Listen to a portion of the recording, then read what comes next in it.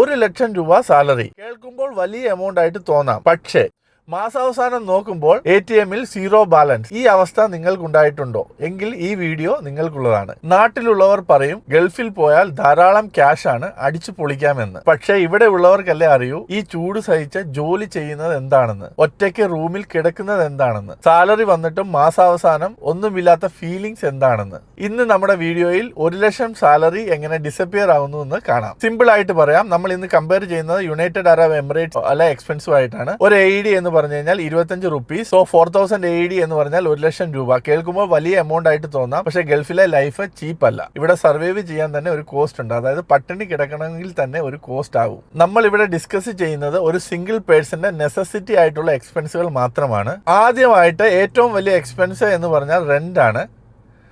Rent പല വേരിയേഷൻസിലുണ്ട്. Bed സ്പേസിന് ഒരു 800 AED ആകും. ഷെയർഡ് റൂമാണ് നിങ്ങൾ പ്രിഫർ ചെയ്യുന്നതെങ്കിൽ 1,200 to 1,500 AED വരെ വരും. അതായത് 30,000 to 37,500. പിന്നെ 1 BHK അല്ലെ സ്റ്റുഡിയോ ഇങ്ങനെ പോവുകയാണെങ്കിൽ എക്സ്പെൻസ് വീണ്ടും കൂടും. പിന്നെ ഫുഡാണ്.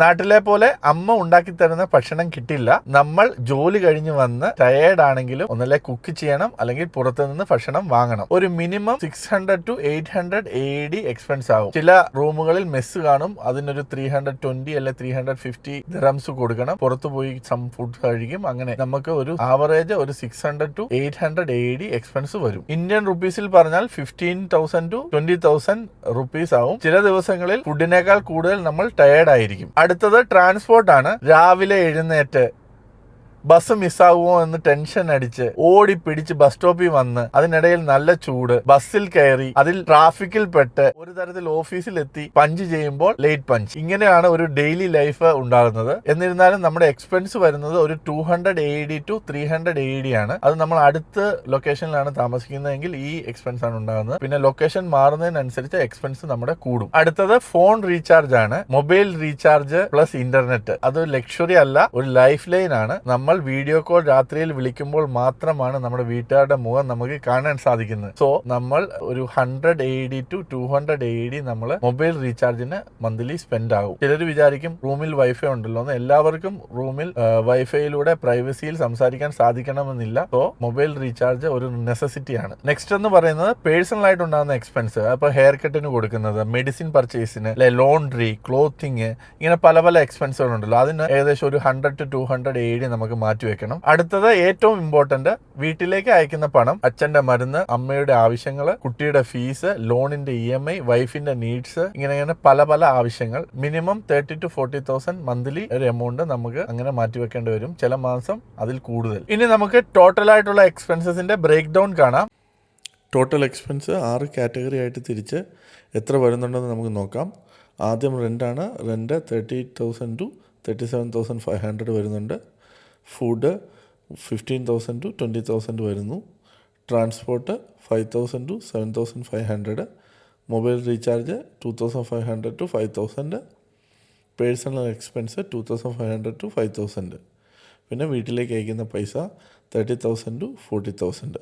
സോ ഇങ്ങനെ total lower limit 85,000, upper limit 115,000. 1,00,000 salary ഉണ്ടെങ്കിലും മാസാവസാനം ബാലൻസ് സീറോ. ചില മാസം നെഗറ്റീവ് ബാലൻസ്. സത്യം പറഞ്ഞാൽ പ്രോബ്ലം സാലറി കുറവല്ല. പ്രോബ്ലം എന്ന് പറയുന്നത് പ്ലാനിങ്ങിന്റെ കുറവാണ്. സാലറി ഇപ്പൊ കൂടിക്കഴിഞ്ഞാലും പെൻഡിങ് കൂടിക്കഴിഞ്ഞു കഴിഞ്ഞാൽ സെയിം സ്റ്റോറി. ഗൾഫിൽ ഏൺ ചെയ്യാൻ പറ്റും, പക്ഷെ കൃത്യമായ പ്ലാനിങ്ങും ഡിസിപ്ലിനും വേണം. മാസാവസാനം എല്ലാവരും ചോദിക്കുന്ന ഒരു കാര്യമുണ്ട്, എല്ലാവർക്കും റിലേറ്റ് ചെയ്യാൻ പറ്റും. ഇവിടെ വന്നിട്ട് എന്ത് കാര്യം? ആൻസർ വളരെ സിമ്പിൾ ആണ്. പ്ലാൻ ഉണ്ടെങ്കിൽ നിങ്ങൾക്ക് സേവിങ്സ് ഉണ്ടാകും. പ്ലാൻ ഇല്ലെങ്കിൽ സ്ട്രഗിൾ മാത്രമേ കാണൂ. മണി സേവ് ചെയ്യാനായി ഒരു ക്വിക്ക് ടിപ്സ് ഞാൻ പറഞ്ഞു തരാം. 1,00,000 സാലറി വാങ്ങുന്നവർക്കും സേവ് ചെയ്യാൻ സാധിക്കും. ഒന്നാമതായിട്ട് ഷെയർഡ് റൂമിൽ സ്റ്റേ ചെയ്യാൻ ശ്രദ്ധിക്കുക. പിന്നെ ഔട്ട്സൈഡ് ആയിട്ടുള്ള ഫുഡ് കുറയ്ക്കുക. തനിയെ കുക്ക് ചെയ്ത് ഫുഡ് കഴിക്കുക. വെളിയിൽ പോകുമ്പോൾ ടാക്സികൾ അവോയ്ഡ് ചെയ്തിട്ട് പബ്ലിക് ട്രാൻസ്പോർട്ട് യൂസ് ചെയ്യുക. പിന്നെ ആദ്യം സാലറി കിട്ടുമ്പോൾ തന്നെ ഒരു എമൗണ്ട് ഫിക്സഡ് ആയിട്ട് സേവിങ്സിലേക്ക് മാറ്റി വയ്ക്കുക. വീട്ടിലേക്ക് അയക്കുന്ന പൈസ പ്ലാൻ ചെയ്ത് അയക്കുക. അൺനെസസറി ആയിട്ടുള്ള ഷോപ്പിംഗ്സ് അവോയ്ഡ് ചെയ്യുക. ഇങ്ങനെയുള്ള കാര്യങ്ങൾ ശ്രദ്ധിച്ചാൽ കുറച്ച് പൈസ നമുക്ക് സേവ് ചെയ്യാൻ സാധിക്കും. നിങ്ങളുടെ സിറ്റുവേഷൻ എന്താണ്? 1,00,000 സാലറിയിൽ നിങ്ങൾ സേവ് ചെയ്യുന്നുണ്ടോ, അതോ എല്ലാം കയ്യിൽ നിന്ന് പോവാണോ? താഴെ കമന്റിൽ പറയൂ, നമുക്ക് ഡീറ്റെയിൽഡ് ആയിട്ട് ഡിസ്കസ് ചെയ്യാം. ഫോളോ ചെയ്യൂ for Gulf reality, Kerala update, salary truth and real talk. Next വീഡിയോയിൽ കാണാം.